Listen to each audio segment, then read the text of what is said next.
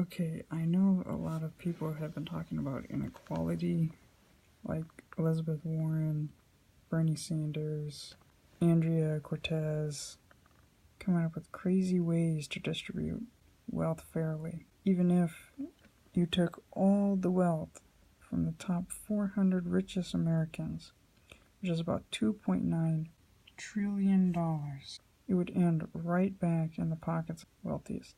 But let's think about this logically. There are only three things you can do with money: spend it, save it, or invest it. Only one of those will get you more money, and that, of course, is investing.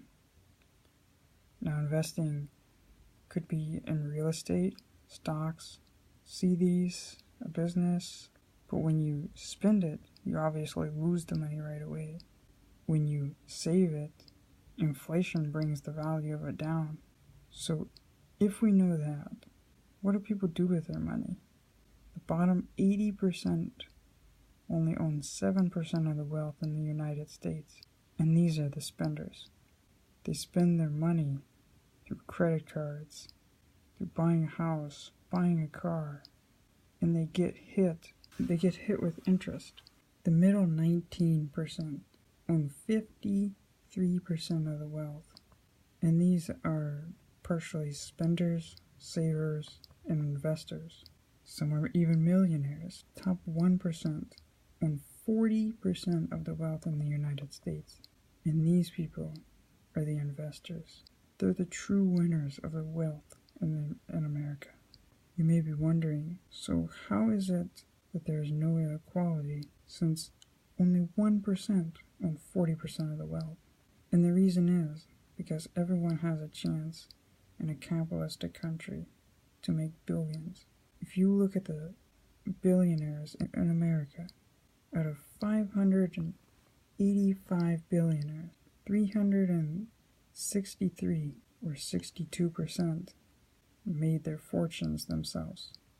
That means they're self-made. They started from nothing, no inheritance, not like Donald Trump, and they made billions.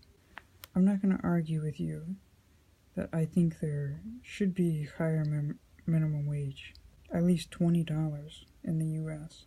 Look in Australia, they have the same thing, $20 for minimum wage. When was the last time the minimum wage was raised? Back in 2009.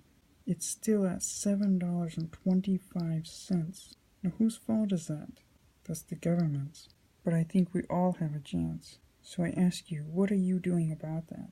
Are you going for a job, or are you trying to start a business?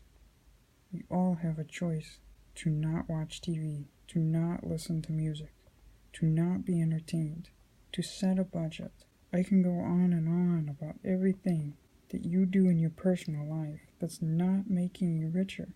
The point is, no one is forcing you to do anything or to do nothing.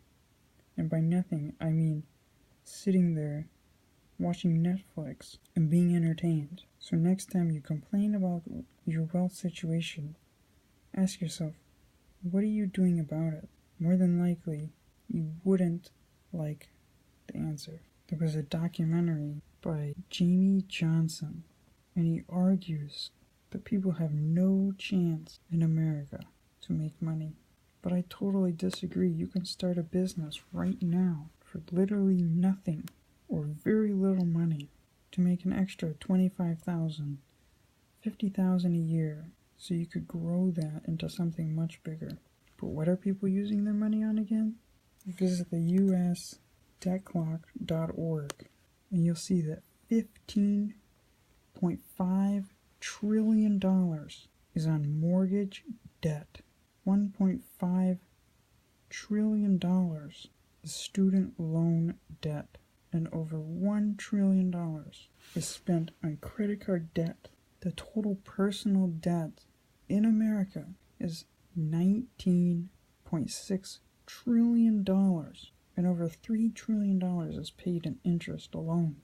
And people still sit there and say there's inequality. There can't be inequality when you aren't even trying to build a business, trying to do something that makes you money? Does spending money make you money? Yeah, in some ways when you're doing it for a business, but not when you're just blowing the money. Does school make you more money? Yeah, it depends on what you're going for. If you're going to be a doctor or a lawyer, but even look at some of those people. They've racked up so much debt they can't even pay it all back. School, college, you shouldn't have to take out debt to go to school.